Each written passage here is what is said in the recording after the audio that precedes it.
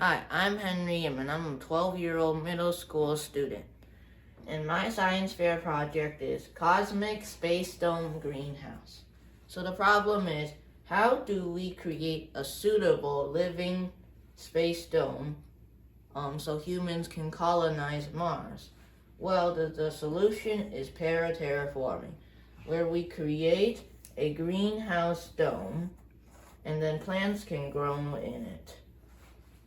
And then in this experiment, I will be simulating this space dome with these plastic containers.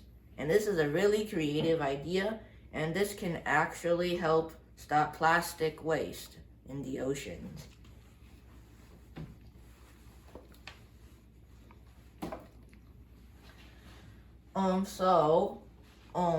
So here is the model I will be using.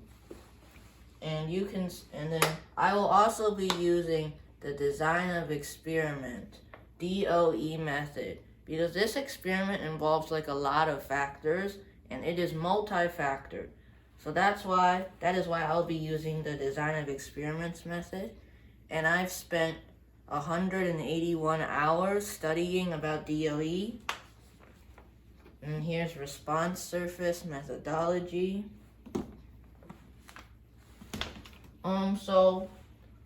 In DOE, we have three factors. So factor A is the plant genus. Factor B is whether it's open or closed. And then factor C is the outside, whether this bottle will be placed in the outside or on the inside. So you can view more about DOE in the written report. So the effects are basically like how much each factor or each level impacts the experiment. So in the data here, you can see that temperature has the greatest impact because it has the greater gradient. And then most importantly for factor B, the design works because the closed level has the best effect for this plant. So it proves this method. And then for the normal plot, you can see that all of the points are near the line, so that means our data is pretty consistent. And then for interactions, you can see that design and temperature have some interaction.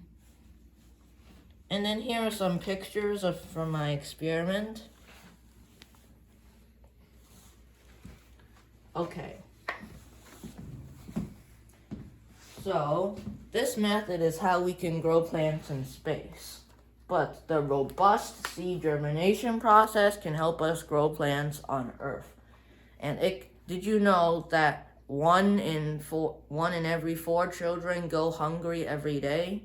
Well, this method can help stop it, because this method accelerates the development of the embryonic axis, which can help the farmers have a greater productivity and produce more crops. And then, so here are the levels and the factors for the experiment. And here's the data. You can see that paper towel, aloe, and a more regulated temperature, the inside temperature 70 degrees, it's better. And then here's the data, and then here are pictures of my experiment. And then you can see that green thing over there, that's the apical meristem. And it's basically the bud of how the plants grow.